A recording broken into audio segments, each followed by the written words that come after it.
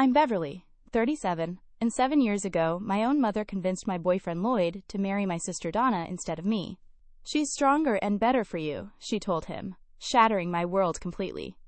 I fled my hometown with nothing but a broken heart and rebuilt my life from scratch. Last week, they all attended my company's anniversary gala, not knowing what awaited them. The moment they saw who my husband was, their faces turned pale with shock. If you could have seen their expressions. Before I dive into this roller coaster story, let me know where you're watching from in the comments. Hit that like button and subscribe if you want more stories about family betrayal and sweet karma. Trust me, you'll want to stick around for this one. Growing up in Mapleton, Minnesota, I always felt like the second best daughter.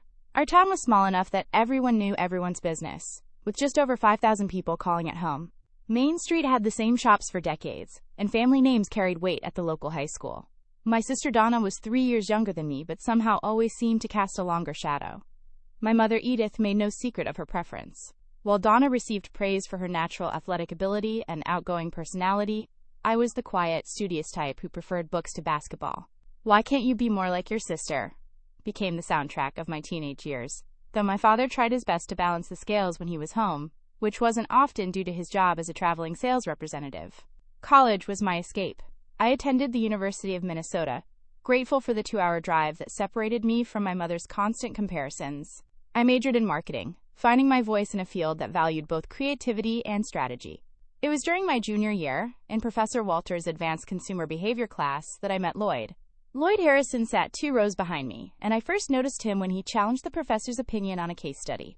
His confidence was magnetic, and his smile lit up the classroom when the professor conceded his point. He had sandy brown hair that fell just above his hazel eyes, and a small scar above his right eyebrow from a childhood accident that added character to his face. "That was impressive," I told him after class, surprising myself with my boldness. "Thanks, I'm Lloyd," he replied, extending his hand. "Beverly," I said, feeling a flutter in my stomach as our hands touched. Our relationship progressed naturally from study partners to friends to something deeper. Lloyd was unlike anyone I dated before. He listened when I spoke, remembered small details about my preferences, and encouraged my academic ambitions. On our third date, he took me to the University Botanical Gardens, having remembered my passing comment about loving orchids. He brought a small picnic with my favorite foods, and we talked until the gardens closed. "I've never met anyone who gets me like you do," he told me that night under the stars.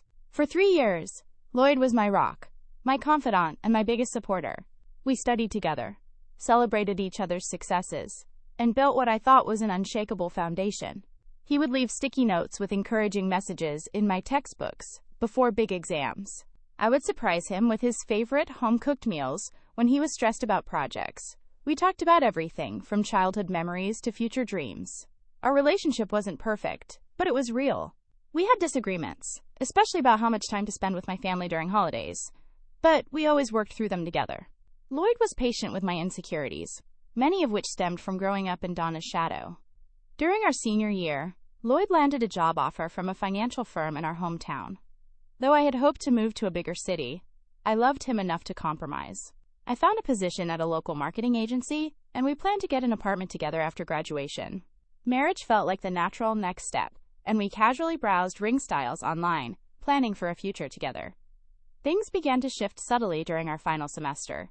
Whenever we visited my family, I noticed my mother pulling Lloyd aside for private conversations. At first, I thought she was finally warming up to him, perhaps even planning a graduation surprise. Lloyd became increasingly distant after these visits, but when I asked what they discussed, he would shrug it off as just family stuff. My sister Donna, who had graduated from community college and moved back home, also seemed to be around more during our visits. She would ask Lloyd detailed questions about his job and future plans. I noticed them texting occasionally, which Lloyd explained away as coordination for my birthday plans. "Your sister is just being friendly," he assured me when I expressed concern.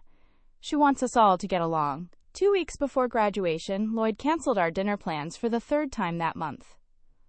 "Something came up with work," he said vaguely over the phone. His voice sounded different, guilty almost, but I trusted him completely. That same night, I received a text from him that was clearly meant for someone else. "I'll meet you at the usual place. Don't tell Beverly."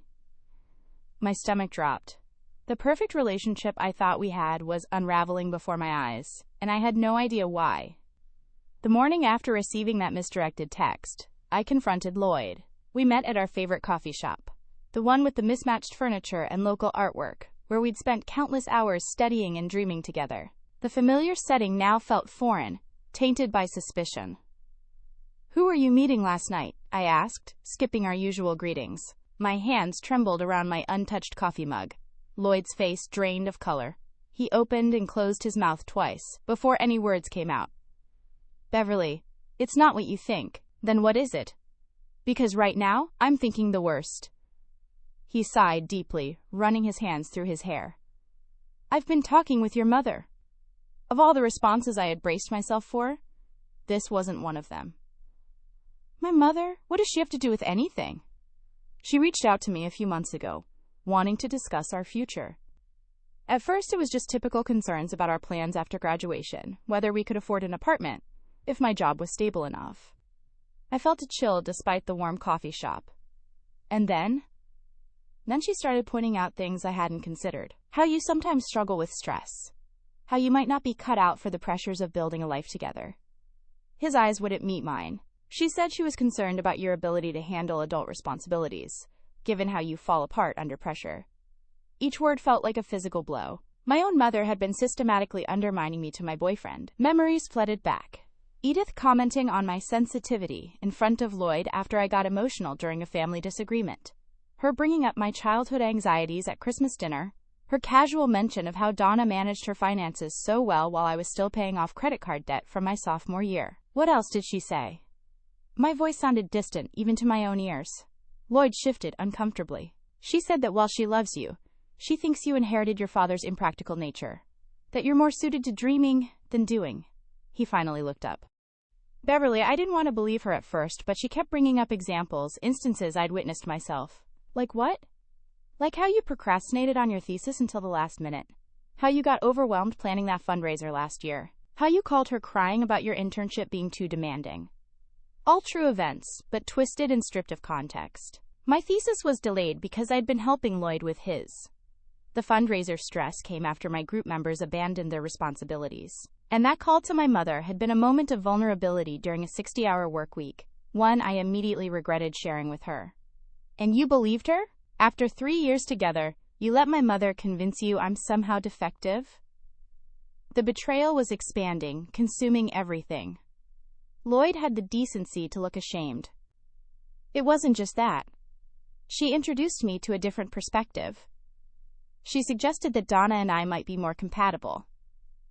The coffee shop seemed to tilt around me. "Donna? My sister Donna?" He nodded slowly. "Your mother pointed out how Donna has always been more stable, more practical. She organized those community fundraisers. Managed your parents' rental properties in college. Always had a 5-year plan. So you've been what, dating my sister behind my back?" The words tasted bitter. "Not dating, exactly, just meeting to talk, getting to know each other better." His justification sounded hollow. "Your mother arranged it initially, said it would be good for me to see what a relationship with someone more grounded might be like." I thought back to the nights Lloyd was working late, the weekends with college friends, the hushed phone conversations that ended when I entered the room. All lies. "Your mother told me that Donna is stronger and better for me, for the future I want. She said you two are different paths, and I needed to be sure before making a lifetime commitment." The coffee shop walls were closing in. 3 years of love and trust were disintegrating before my eyes, replaced by a conspiracy orchestrated by my own mother, enabled by my sister, and accepted by the man I thought would be my husband. "When were you going to tell me? After graduation? After I signed a lease for our apartment?" My voice cracked. "I was trying to figure things out. I care about you, Beverly. I just got confused." Confused? The word hung between us. "Did you sleep with her?" His silence was answer enough. I walked out of the coffee shop without another word, tears blurring my vision. I drove to my parents' house, needing to confront my mother and sister directly. The familiar 2-story White House with blue shutters, once a source of complicated comfort, now looked like a crime scene. I found them in the kitchen. Donna was sitting at the counter, while my mother prepared lunch. They both looked up when I entered, their expressions shifting from surprise to guilt in an instant. "How could you?" I asked, my voice barely above a whisper. My mother straightened her spine, slipping into the defensive posture I knew too well. Beverly, whatever Lloyd told you, I'm sure he misunderstood. Did you tell him Donna was stronger and better for him? Did you arrange for them to meet behind my back? Donna at least had the grace to look ashamed, staring at her hands. My mother, however, squared her shoulders. I only had everyone's best interests at heart. You and Lloyd weren't truly compatible. Anyone could see that. He needs someone practical, someone who can support his ambitions. And that's not me? Your own daughter? Sweetheart, she said, using the endearment she reserved for manipulative moments. You're so much like your father. Creative, sensitive, with your head in the clouds. Lloyd needs someone grounded, someone who won't fall apart when life gets difficult. Like Donna, I stated flatly. My mother nodded, as if this betrayal were the most reasonable thing in the world. Exactly. Donna has always been the stronger one. I'm just being realistic about what kind of partnerships will succeed. I turned to my sister, who still wouldn't meet my eyes. And you were okay with this?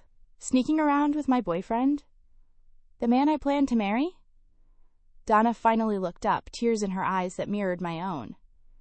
I didn't mean for it to happen like this. Mom said we should just talk.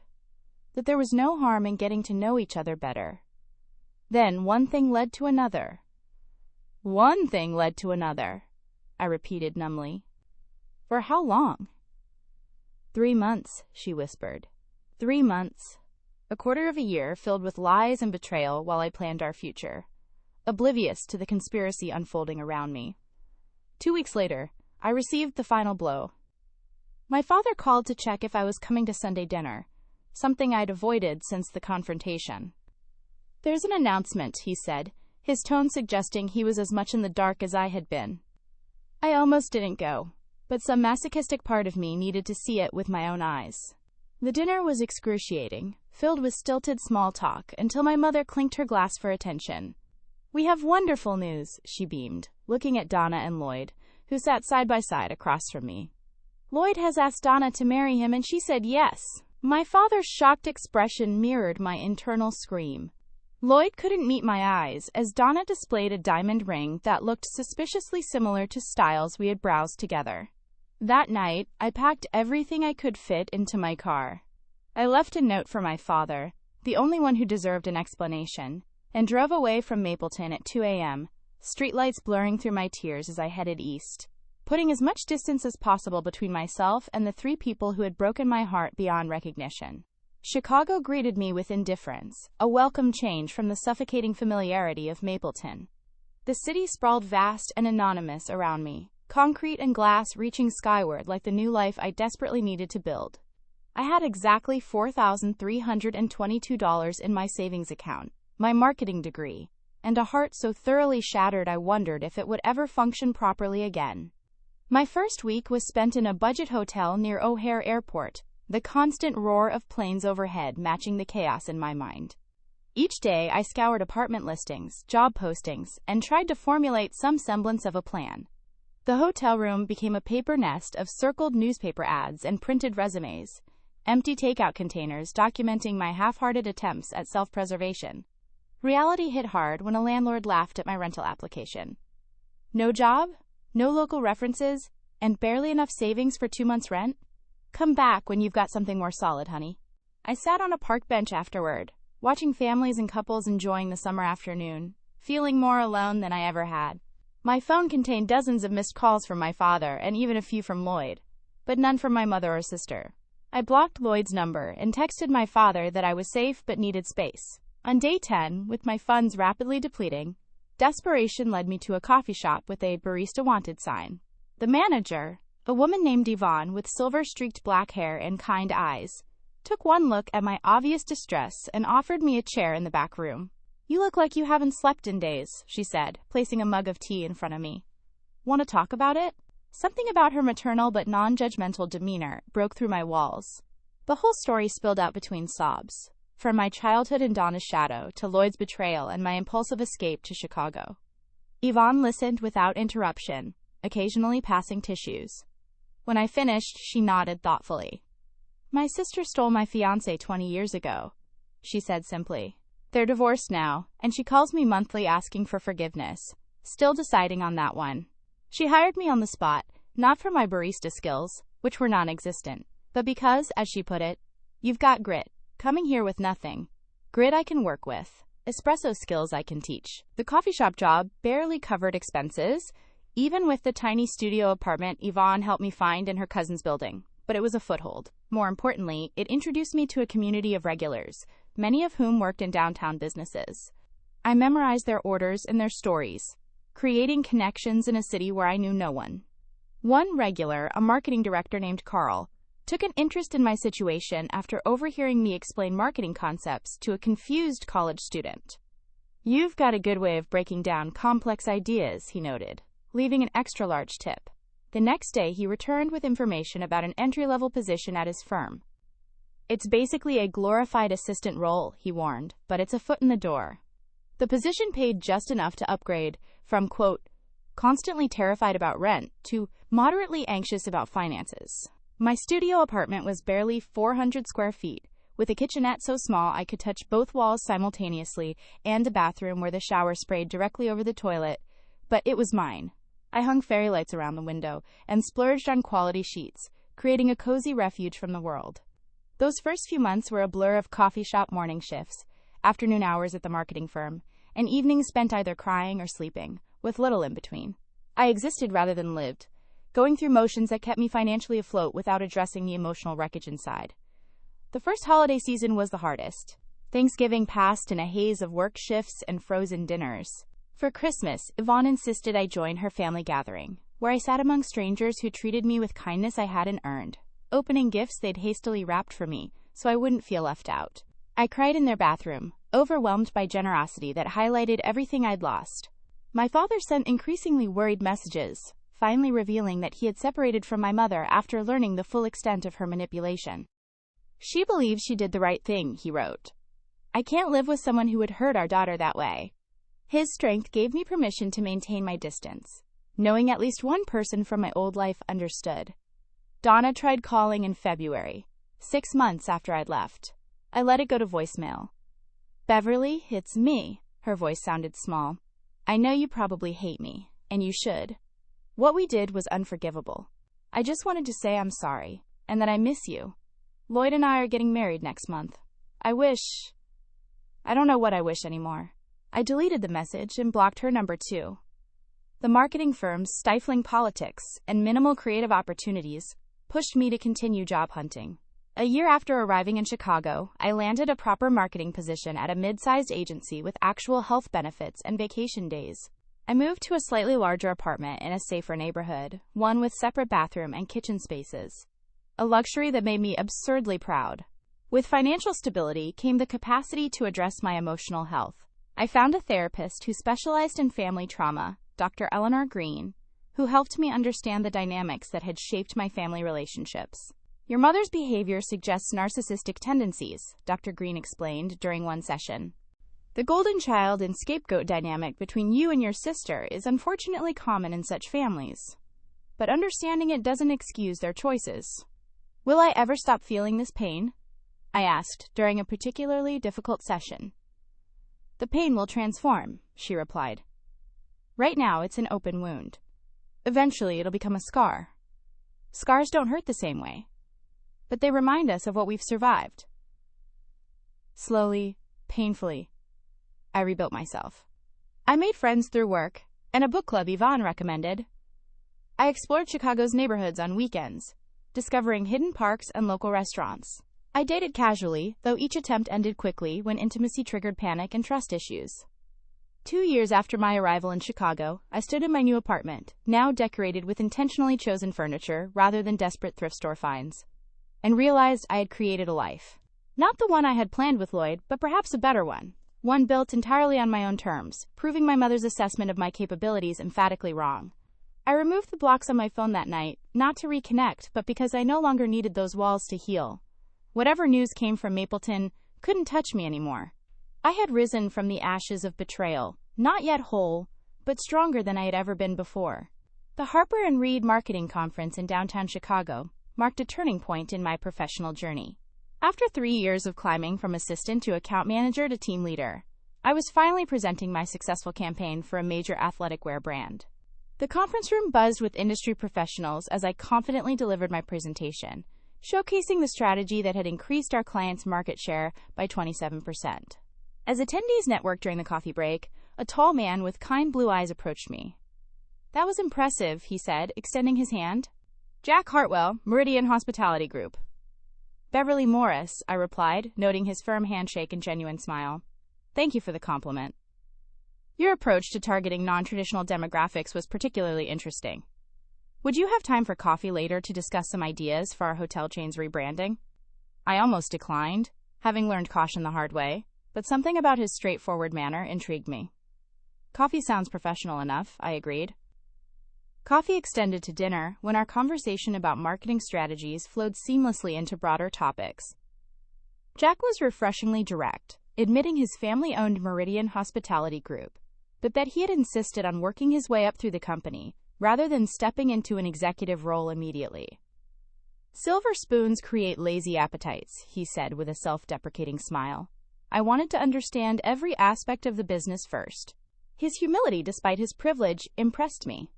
Unlike Lloyd, who had often centered conversations around his accomplishments, Jack asked thoughtful questions and listened attentively to my responses. He showed genuine interest in my marketing insights and seemed unbothered when I declined to share details about my family. "Family relationships are complicated," he said simply. "Mine included. You can share when and if you're ready." After dinner, he walked me to a taxi stand and asked if he could call me again. I hesitated, the walls around my heart automatically strengthening. "It's just dinner, Beverly," he said, seeming to read my reluctance. "No pressure for anything more." I found myself agreeing, though I spent the next day alternating between anticipation and anxiety. Dr. Green helped me process these feelings during our session. "It's natural to be protective after betrayal," she assured me. "The key is balancing caution with openness to new possibilities." "What does your intuition tell you about this man?" "That he's different," I admitted. "But I thought Lloyd was different too." "The difference is that you're different now," she pointed out. "You have better boundaries and clearer vision. Trust that growth." Over the following months, Jack proved himself worthy of gradual trust. He respected my pace, never pushing for more intimacy than I was comfortable with. Our relationship developed organically through museum visits, lakeside walks, and conversations that stretched late into the night. When I finally shared the full story of my mother's manipulation and Lloyd and Donna's betrayal, Jack's response cemented my growing feelings for him. "They didn't just betray your trust," he said, his expression serious. "They betrayed your worth. For what it's worth, I think they were catastrophically wrong about you. You're the most capable, resilient person I've ever met." 6 months into our relationship, I received a promotion to creative director at my agency. Jack suggested celebrating at an upscale restaurant overlooking Lake Michigan. As we toasted my success, he revealed his own news. The board approved my proposal for a new boutique hotel concept. I'll be heading the project as executive director. His eyes sparkled with excitement. "And I'd like to hire your agency for the marketing campaign, with you specifically as the lead." "Jack, that's incredible," I said, genuinely thrilled for him. "But are you sure about working together? Mixing business and personal relationships can be tricky." "I'm sure about your talent," he replied. "And I'm becoming increasingly sure about us." He reached across the table for my hand. "I know you've been hurt, Beverly. I know trust doesn't come easily anymore.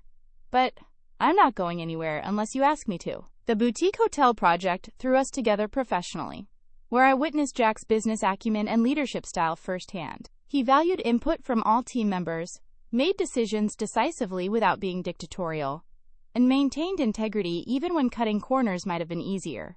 Watching him in this context deepened my respect and growing love for him. Our personal relationship progressed alongside our professional collaboration. When my lease ended, Jack suggested I move into his downtown penthouse apartment. The prospect terrified me initially. Memories of abandoned plans with Lloyd surfacing like unwelcome ghosts. "We can keep your apartment if you want a safety net," Jack offered, understanding my hesitation without taking it personally. "This isn't an ultimatum, just an invitation." I took the leap, maintaining a small storage unit with essentials as my own private safety net.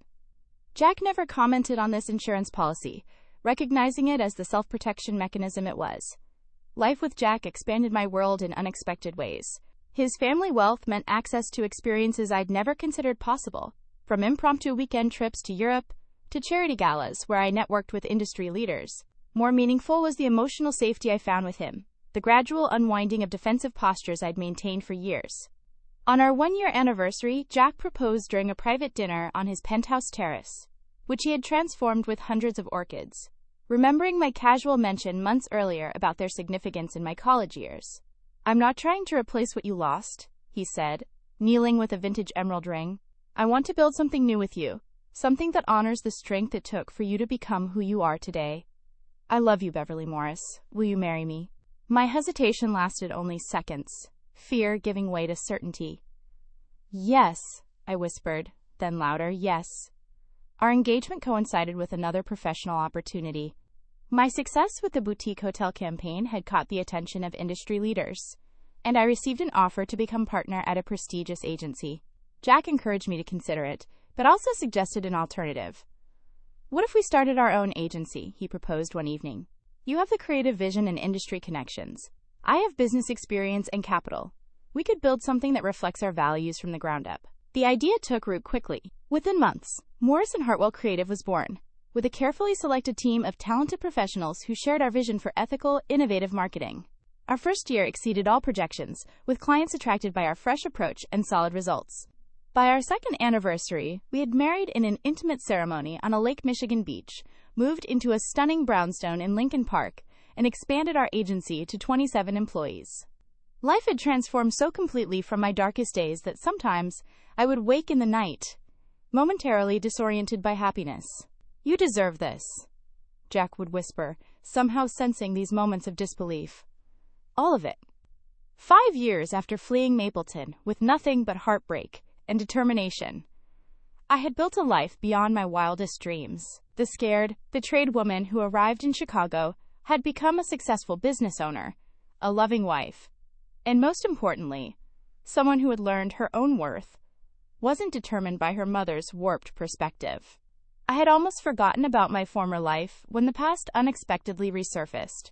A business magazine featured Morris & Hartwell Creative in their Companies to Watch section, with a photo of Jack and me on our office rooftop garden.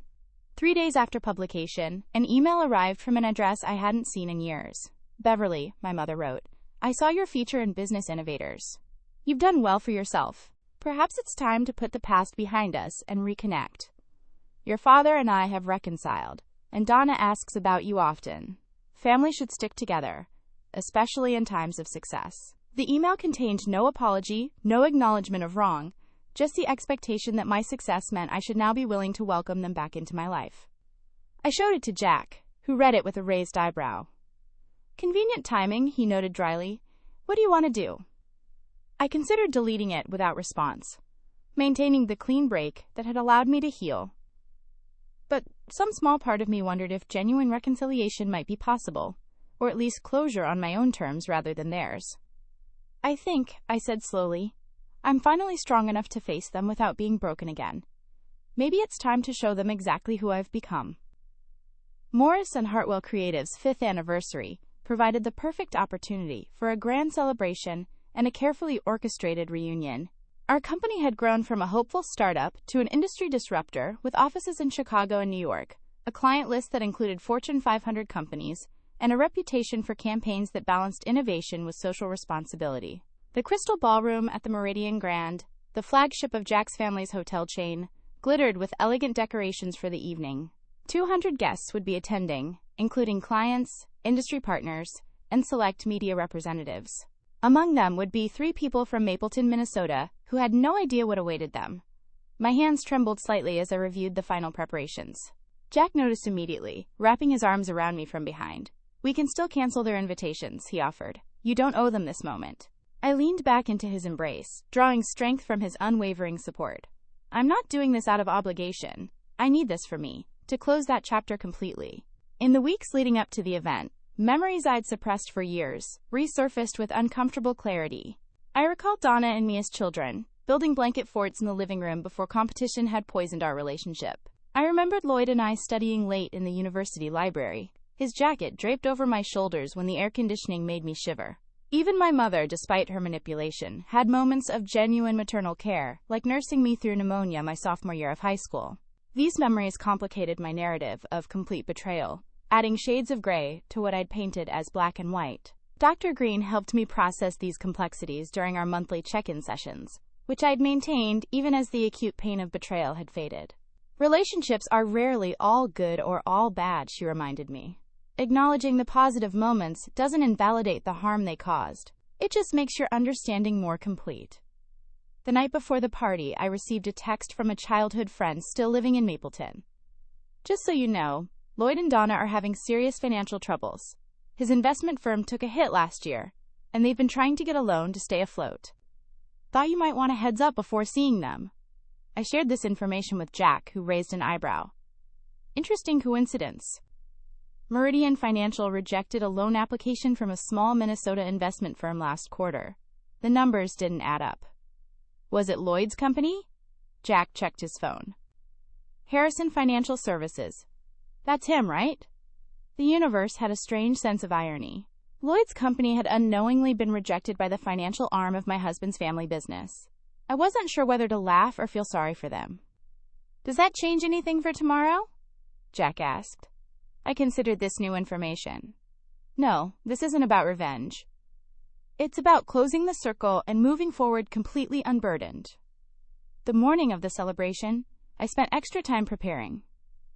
My stylist created an elegant updo that highlighted my cheekbones, while my makeup artist achieved the perfect balance of sophistication and natural beauty. I chose a midnight blue gown with subtle silver embellishments that caught the light with every movement, custom designed by a client who had insisted on creating something special for the occasion. Jack whistled appreciatively when I emerged from our bedroom. You look absolutely stunning, he said, his eyes warm with admiration. Ready to dazzle everyone?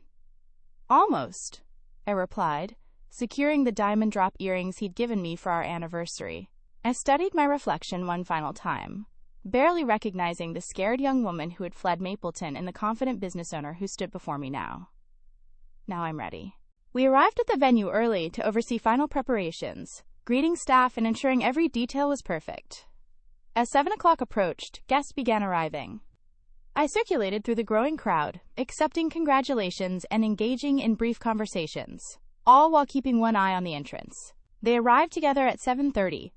My mother entered first, her posture still rigid with the artificial dignity I remembered so well. Her hair had more gray now, and new lines framed her mouth, but her expression remained the same combination of judgment and social performance.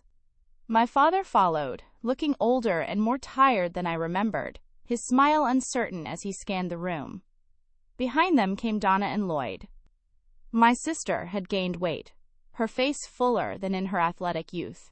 She wore a black dress that seemed chosen to minimize rather than celebrate her figure, her jewelry minimal compared to the statement pieces she once favored. Lloyd's hair had thinned considerably, and worry lines creased his forehead. His suit looked expensive but slightly dated, the way clothing does when it's been carefully maintained past its prime. I watched them from across the room, noting how they clustered together defensively, recognizing few faces in the crowd. My mother spotted me first, her eyes widening as she took in my appearance, the elegant surroundings, and the deference with which staff and guests treated me. She nudged Donna, who turned and froze mid-conversation. For a moment, I considered leaving them to flounder, a petty revenge for years of pain. But I had evolved beyond that need. With Jack by my side, I approached them directly, my smile professionally pleasant. Thank you for coming, I said, my voice steady. It's been a long time. My mother recovered first, stepping forward to embrace me as if the last 7 years had been a minor misunderstanding. I allowed the hug but didn't return it with equal enthusiasm. Beverly, darling, you look wonderful, she gushed. This is quite an impressive event. Your father and I are so proud of what you've accomplished. Thank you, I replied simply, turning to my father. His hug felt genuine, his whispered, I missed you, kiddo, bringing unexpected tears to my eyes. Donna hung back, uncertainty written across her features. Hi, Bev, she said softly, using my childhood nickname. Thanks for inviting us. This is amazing. Lloyd looked like he wanted to disappear into the floor. Congratulations on your success, he managed, his eyes darting around the room rather than meeting mine. I'd like you all to meet someone, I said, turning to Jack. who had maintained a supportive presence beside me. "This is my husband, Jack Hartwell." "Jack, this is my family, and Lloyd." I watched their expressions carefully as the introduction landed. My mother's eyes widened with recognition, the Hartwell name familiar to anyone with even passing knowledge of the hospitality industry. Donna's mouth formed a small O of surprise, while Lloyd's face drained of color as he connected the dots. "Hartwell, as in Meridian Hospitality Group?" my mother asked, her voice rising with excitement at the potential connection. "Yes," Jack confirmed, his tone pleasant but reserved. "My family founded the company, though we've diversified considerably over the years. Meridian Financial, Meridian Properties, and so on." Lloyd swallowed visibly. "Meridian Financial," he repeated. "I recently applied for a business loan through your institution." Jack nodded, his expression neutral. "I heard. Unfortunately, our analysts couldn't recommend approval based on the current numbers." The implications hung in the air between us. My husband was part of the organization that had denied Lloyd's desperate attempt to save his failing business. My mother's expression shifted rapidly between shock, calculation, and a sudden, intense interest in Jack that I recognized all too well. "Perhaps we could discuss that further," she suggested, her networking instincts kicking in. "Family connections can sometimes help smooth these processes." "Mother," I interrupted firmly, "business decisions are made based on merit and numbers, not personal relationships. I'm sure you understand." Before she could respond, the event coordinator signaled that it was time for my welcome speech. I excused myself, leaving them to process this new reality while I took my place at the podium. As I addressed the room, thanking clients and staff for their contributions to our success, I watched my family and Lloyd from the corner of my eye. They stood awkwardly at the perimeter, clearly feeling out of place among Chicago's business elite. My mother's expression had hardened, recognition dawning that her typical manipulations would find no purchase here. Donna kept glancing between Lloyd and me, her expression unreadable. Lloyd simply looked defeated. After the speeches and dinner, the event transitioned to a more relaxed atmosphere with music and mingling. I found Donna alone by the dessert table, picking at a chocolate truffle. "Your husband seems nice," she offered when I approached. "How long have you been married?" 3 years, I replied. "We met at a marketing conference." An uncomfortable silence stretched between us, years of unspoken hurt creating an invisible barrier. "I'm sorry, Beverly," she finally said, her voice cracking. "What Mom and I did to you was unforgivable. I knew it was wrong, but She trailed off, unable to articulate a justification. "But you did it anyway," I finished for her. She nodded, tears forming. "The marriage is falling apart," she admitted quietly. "It has been for years. We never had what you and Lloyd had, what you seem to have with Jack." Part of me wanted to feel vindicated by her unhappiness, to see it as karmic justice. But looking at my sister, I felt an unexpected surge of pity rather than satisfaction. "Are you happy, Donna? In any part of your life?" She shook her head slightly. "The investment firm is failing. Lloyd works all the time trying to save it, but we're drowning in debt. Mom and Dad help when they can, but..." She sighed deeply. "I got my real estate license last year, trying to bring in extra income, but the market's terrible right now." I thought about the confident, athletic girl who had always seemed destined for success, now standing defeated in a borrowed dress at my celebration. The contrast between our current circumstances couldn't have been starker. "What would you do," I asked carefully, "if you could start over?" She looked surprised by the question. "I always wanted to work in event planning, actually. I was good at organizing those fundraisers in college, remember? But Mom said it wasn't a reliable career path." An idea formed, not from obligation or even forgiveness, but from a place of having moved so far beyond the pain that I could now make choices from strength rather than woundedness. "Morrison Hartwell is opening an events division next quarter," I said. "We need someone with organizational skills who can learn the corporate side of event management. It would require relocating to Chicago and starting at entry level, but there's growth potential." Donna stared at me in disbelief.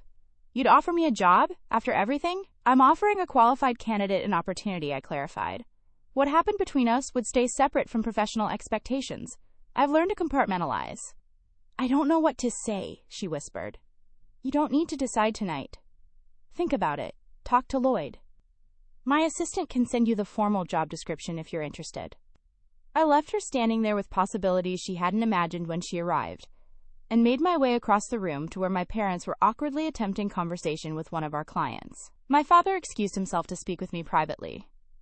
"You've built something remarkable here, Beverly. I should have stood up for you more back then." "Yes, you should have," I agreed, the years having stripped away any need to soften hard truths. "But I understand the position you were in." "Your mother means well," he started, then caught himself. "No, that's not entirely true. She means what she thinks is best, which isn't always well." "I'm sorry I didn't see the difference sooner." I squeezed his hand. "We can't change the past, Dad, but we can decide what kind of relationship we want going forward, if any." "I'd like to be part of your life again," he said, hope evident in his voice, "on whatever terms you're comfortable with." As the evening wound down, I found myself face to face with Lloyd, who had been conspicuously avoiding direct interaction with me all night. "Congratulations again," he said stiffly. "You've done very well for yourself." "Thank you," I replied. "I hear things have been challenging for Harrison Financial." He flinched slightly. "The market's been volatile. We'll recover." We both knew it was likely untrue, but I let the fiction stand. "I offered Donna a position with our company's new events division," I said. "If she's interested." Surprise flickered across his face. "Why would you do that?" "Because I'm not defined by what happened 7 years ago," I answered honestly. "My life now is built on my terms, not in reaction to past hurts." He studied me with new understanding. "You really have changed, become stronger." He hesitated before adding, "Your mother was wrong about you." I was wrong to believe her. The acknowledgement, 7 years too late, carried less weight than I might once have imagined. "Yes, you were," I agreed simply. As Jack and I bid farewell to the last guests, watching my family and Lloyd depart in their rental car, he wrapped an arm around my waist. "How do you feel?" I considered the question carefully. "Complete," I finally said. "Like I've closed a circle that needed closing. They don't have power over me anymore, not because I'm angry or because I've forgiven them, but because I've built something so much bigger than what they took from me." Jack kissed my temple gently. "You are the strongest person I know, Beverly Hartwell." As we turned to leave, I looked back once at the glittering ballroom that had hosted this final act of my redemption story. The scared young woman who had fled Mapleton in the middle of the night had transformed into someone who could face her past without being diminished by it. The journey had been painful, but the destination was a life built on my own terms, filled with success and love that no one could manipulate away. My mother had told Lloyd that my sister was stronger and better for him. She couldn't have been more wrong about my strength, but perhaps accidentally right about compatibility. Lloyd and I hadn't been meant for each other after all, but for reasons entirely different than my mother's twisted assessment. The betrayal that once seemed like the end of my world had actually been the beginning of a far better one. I stepped into the warm Chicago night with my husband, leaving the past where it belonged, finally, and completely free. The aftermath of our company anniversary celebration brought unexpected developments. 2 weeks after the event, Donna called to accept the position in our events division. "I'll need to find an apartment in Chicago," she said tentatively, "if the offer still stands." "It does," I confirmed. "Our HR director will contact you with details." The position starts in 6 weeks. Lloyd and Donna separated a month later, their marriage finally collapsing under the weight of financial stress and lingering guilt. My father called to tell me, his voice carefully neutral. "Lloyd's moving to Minneapolis to work for a former colleague." Donna seems relieved, actually. My relationship with my family began a slow, cautious reconstruction. My father visited Chicago quarterly, getting to know Jack and touring our growing company with genuine interest. My mother remained in Mapleton, our interactions limited to occasional polite phone calls, where we discussed surface topics and avoided the deeper wounds that remained unhealed. Donna arrived in Chicago as scheduled, moving into a modest apartment in a building owned by Meridian Properties, where Jack had arranged a reasonable rent. Her first weeks at Morris & Hartwell were understandably awkward, but her organizational skills proved valuable to the events team. We maintained professional boundaries at work, our personal history acknowledged but not permitted to interfere with business. Gradually, tentative sisterhood reemerged in small moments. A shared lunch on her birthday, assistance when she needed to navigate city bureaucracy, text exchanges about our father's health concerns. The relationship would never return to childhood innocence, but a new adult connection formed, built on clearer understanding and mutual respect. My own journey continued to evolve as well. Morris & Hartwell expanded to a third office in Los Angeles, and Jack and I purchased a weekend home on Lake Michigan where we could escape the city's demands. Professional success brought speaking engagements and industry recognition, validating the path I had chosen. More meaningful was my internal growth. The hypervigilance that had characterized my early years with Jack gradually softened. I no longer maintained a storage unit of emergency supplies, no longer flinched when he mentioned future plans. The scar tissue around old wounds firmed up, protective without being restrictive. Dr. Green noted this evolution during our final session. When you first came to me, you were defined by what had been done to you, she observed. Now you're defined by what you've built for yourself.